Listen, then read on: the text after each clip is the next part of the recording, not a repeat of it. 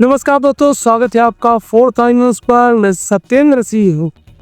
छत्तीसगढ़ के 2897 बर्खास्त सहायक शिक्षक एक बार फिर अनिश्चितकालीन धरने पर बैठ गए हैं।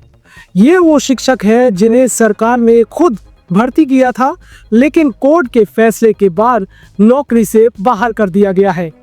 नवा रायपुर के तूता धरने स्थल पर बैठे ये शिक्षक सिर्फ अपने हक की मांग कर रहे हैं, लेकिन महीनों से सरकार की ओर से कोई ठोस जवाब अब तक नहीं आया है। आज के इस विश्लेषण में हम समझेंगे कि आखिर ये पूरा मामला है क्या, शिक्षकों की मांग क्या है और सरकार अब तक इस पर कोई एक्शन क्यों नहीं ले रही है। तो आज का हमारा पहला मुद्दा है वे 2897 शिक्षक जो कभी उम्मीद से भरे हुए थे, आज अपने बिस्तर समेटकर नवा रायपुर के तूता धरना स्थल पर बैठे हैं। नारेबाजी तेज है, गुस्सा उबाल पर है। जुल्म के टक्कर में हमारा भी परिवार है, लेके रहेंगे। लेकिन सरकार शांत है, इंतजार कर रही है कि ये आवाजें कब धीमी पड़ेंगी। लेकिन हमने देखा है कि जब पेट पर लात पड़ती है, जब रोजगार छिनता है, तो आवाज धीमी नहीं होती और तेज होती है।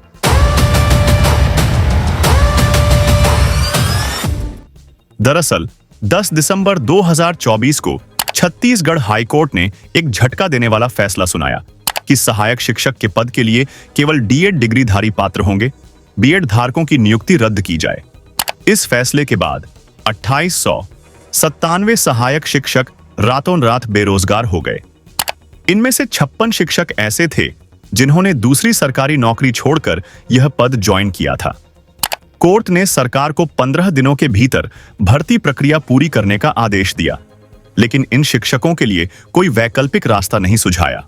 यानी सरकार ने भर्ती की, कोर्ट ने नौकरी छीनी और अब सरकार भी चुप है। फैसला आया 3 महीने हो गए, लेकिन शिक्षकों के भविष्य का कोई हल नहीं निकला।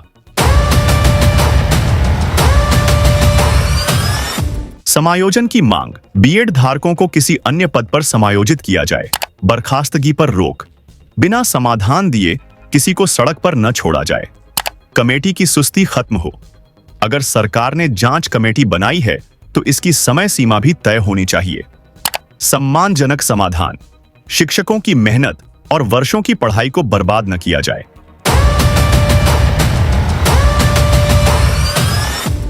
धरने पर बैठे एक शिक्षक कहते हैं, हमें खुद सरकार ने नियुक्त किया था, अब कोर्ट के फैसले की आड़ लेकर बाहर किया जा रहा है। गलती हमारी है या उनकी?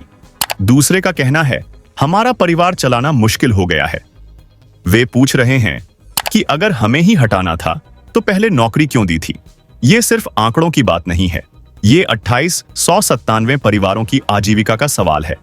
बच्चों की फीस, घर का किराया, दवाइयों का खर्च, ये सब सिर्फ आंकड़े नहीं होते, बल्कि किसी की जिंदगी का हिस्सा होते हैं।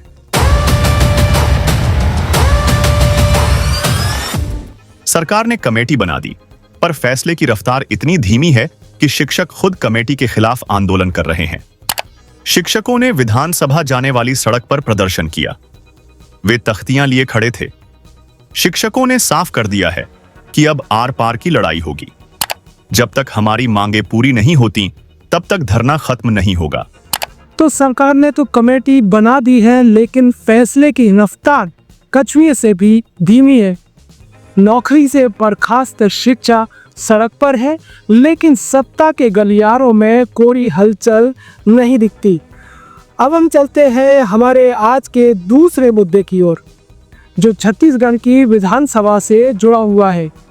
विधानसभा के बजट सत्र के दौरान एक दिलचस्प राजनीतिक नजारा हमें देखने को मिला, जब सत्तारूढ़ भारतीय जनता पार्टी यानी भाजपा के ही वरिष्ठ विधायक और लोक स्वास्थ्य मंत्री श्याम बिहारी जायसवाल के बीच तीखी नोकझोंक हो गई।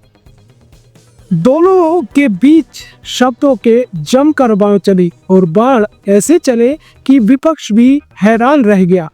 हालात ये रहे कि मंत्री जी पर सीनियर विधायक काफी हमलावर रहे और शायद मंत्री जी उनकी वरिष्ठता को देखते हुए उतने आक्रामक तरीके से जवाब नहीं दे पाए जितने वे विपक्ष को दे सकते थे।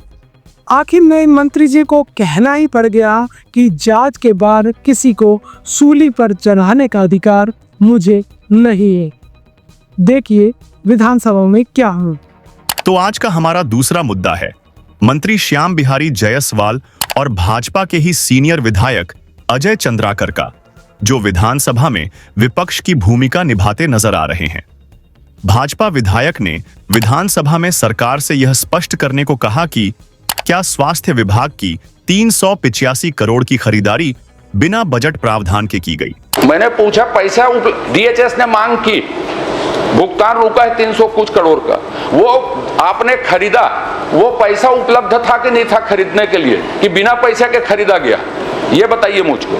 जितना पैसे का प्रावधान था उससे ज्यादा खरीदी हुआ। उससे ज्यादा कि कितनी ज्यादा खरीदी हुई वो भी बता देता हूं आपको। 2024-25 में 120 करोड़ का बजट में प्रावधान था, उसमें 108 करोड़ रुपए आवंटन प्राप्त हुआ और मैंने जैसा बताया कि 385 करोड़ की। अगला प्रश्न कहा जाइए। भाई साहब, माननीय अध्यक्ष महोदय, 325 आपने स्वीकार कर लिया पैसा उपलब्ध नहीं था तो भी खरीदा गया। क्या सरकार यह स्वीकार करती है कि इस खरीद में अनियमितता हुई, और अगर गड़बड़ी हुई है तो किस किस अधिकारी को दोषी पाया गया और उनके खिलाफ क्या कार्रवाई हुई। जांच करवाए हैं और ईओडब्ल्यू को दिए हैं, तो जिन्होंने सप्लाई की है, उन्होंने सप्लाई करता है, उन्होंने क्या क्या गड़बड़ी की है जिसके खिलाफ आप ईओडब्ल्यू गए हैं, ये मेरा आखिरी प्रश्न है। ये सप्लायर और अधिकारियों की सांठगांठ से हुई है। प्रथम दृष्टया में सप्लायर को जेल में डालकर उसको ईओडब्ल्यू में डाला है और अधिकारी भी, उसमें 15 अधिकारियों के नाम हैं, उनको हमने एनओसी दे दिया है। क्योंकि ईओडब्ल्यू जांच कर रही है, विभाग नहीं कर रही, इसलिए मैं समय सीमा भी नहीं बता पाऊंगा। इसके साथ ही उन्होंने जिन सप्लाई कंपनियों ने इस खरीद में भाग लिया उनके नाम सार्वजनिक क्यों नहीं किए जा रहे, इसको लेकर अपनी ही सरकार को कटघरे में खड़ा किया। लोक स्वास्थ्य मंत्री श्याम बिहारी जायसवाल ने जवाब देते हुए कहा कि सरकार ने मामले को गंभीरता से लेते हुए इसकी जांच आर्थिक अपराध अन्वेषण शाखा ईओडब्ल्यू को सौंप दी है। 15 अधिकारियों के खिलाफ जांच जारी है और कई पर कार्रवाई भी की जा रही है। लेकिन मंत्री के जवाब से भाजपा विधायक संतुष्ट नहीं हुए और उनके बीच खूब नोकझोंक हुई। इसमें मैं हमने हाथ जोड़ के प्रार्थना कर रहा हूं आपसे, जो आप जानना क्या चाहते हैं? हमने ईओडब्ल्यू जांच को जांच तक तो बाद में, और इसमें 15 अधिकारियों के खिलाफ हमने एनओसी दिया है। आपने बहुत अच्छा किया। इससे बड़ा बृहद क्या हो सकता है? आपने आरोपी जो फर्जी किया अभी जेल में है, मैं जो इससे बड़ी कार्रवाई क्या हो सकती है? मैं जो सरकार आने के साथ हमने 1 महीने में जांच कराई। भाषण मत दीजिए, प्रश्न का उत्तर दीजिए। प्रश्न का उत्तर ही दे रहा हूं। मैंने पूछा है आपसे कि जो पैसा नहीं होने के बाद खरीदा गया, आपके नियमों में है क्या ऐसी खरीदी हो सकती है? और यदि नियमों में नहीं है तो उस कौन अधिकारी ने ऐसा किया, उसके खिलाफ आपने क्या कार्रवाई की? ये पूछा हूं। आपने 25 लोगों को जेल में डाला है, 40 की, ये इससे मतलब नहीं। आमतौर पर विधानसभा में ऐसे सवाल विपक्षी दलों की ओर से उठाए जाते हैं, लेकिन इस बार यह मामला भाजपा के भीतर से ही उठा। भाजपा के वरिष्ठ विधायक द्वारा अपनी ही सरकार के मंत्री से जवाब मांगना ये जरूर दिखाता है कि पार्टी के अंदर भी इस मामले को लेकर असंतोष है। तो विधानसभा की इस कार्रवाई से ये तो साफ है कि छत्तीसगढ़ की राजनीति सिर्फ सरकार बनाम विपक्ष तक ही सीमित नहीं है, बल्कि सत्ता पक्ष के भीतर भी सत्ता पर सवाल उठ रही है। भाजपा विधायक ने जिस तरह से अपनी ही पार्टी की सरकार के खिलाफ तीखे सवाल पूछे, उसने सत्तारूढ़ दल की पारदर्शिता पर बड़ा प्रश्न चिन्ह लगा दिया है। जाते जाते एक अच्छी बात आपसे शेयर करना चाहता हूं। रमजान के इस महीने में आईसीसी चैंपियंस ट्रॉफी 2025 में खेलते हुए क्रिकेटर मोहम्मद शमी को पानी पीते हुए देखा गया था। ऐसे में एक मौलाना ने इसे सबसे बड़ा गुनाह बताया था। उन्होंने कहा था कि शमी को खुदा को जवाब देना होगा। वहीं अब एक दिग्गज गीतकार और लेखक जावेद अख्तर ने ऐसा कहने वालों को बेवकूफ बताया है। उन्होंने शमी से कहा है कि ऐसे लोगों की बातों में ध्यान ना दे, फिलहाल वे क्रिकेट खेलते रहे। और आज के इस विश्लेषण को हम यहीं पर विराम देते हैं। कल फिर मिलेंगे किसी एक ऐसे ही मुद्दे के साथ जिसका विश्लेषण हमारे इस लेफ्ट एंड राइट शो में करेंगे, वो भी तर्क और तथ्यों के साथ। नमस्कार।